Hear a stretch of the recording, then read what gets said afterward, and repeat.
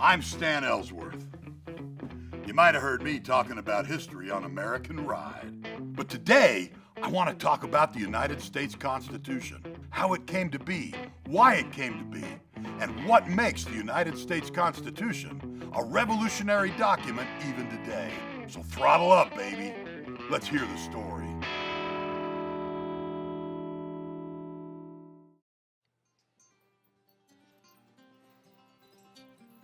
The Constitution and the Bill of Rights are one in the hands of the American people.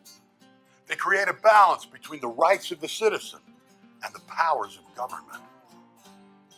You know, the history of the Constitution has been a legacy of action by American patriots. From the Minutemen of Lexington and Concord, the Continental Soldiers, from Bunker Hill to Yorktown, and every American patriot that endured the dark days of the Revolution. We won the victory, but the revolution continues. It's handed off from generation to generation. The fire of freedom, the torch of liberty, we have to hold it high. We must remember that liberty can't exist without responsibility, and freedom can never live without accountability. And it's time for us to stand up. We must remember the sacrifices of generations that have gone before.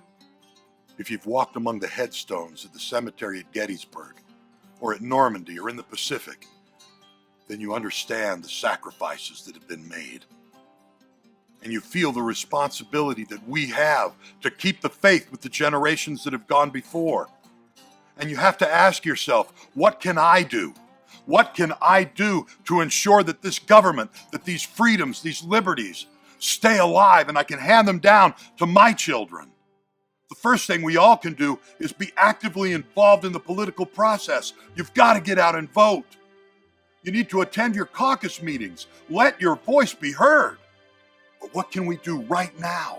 Right now is time to understand. Make the moment happen. Read the Constitution. Understand it. Learn it. Share it. Live it. And insist that those people that we hire to do the work for government live by that same document. The Constitution creates a government that begins and ends with we the people. It's our responsibility to take up that torch. It's our responsibility to keep the spirit of the revolution alive. What can you do right now? You can read the Constitution.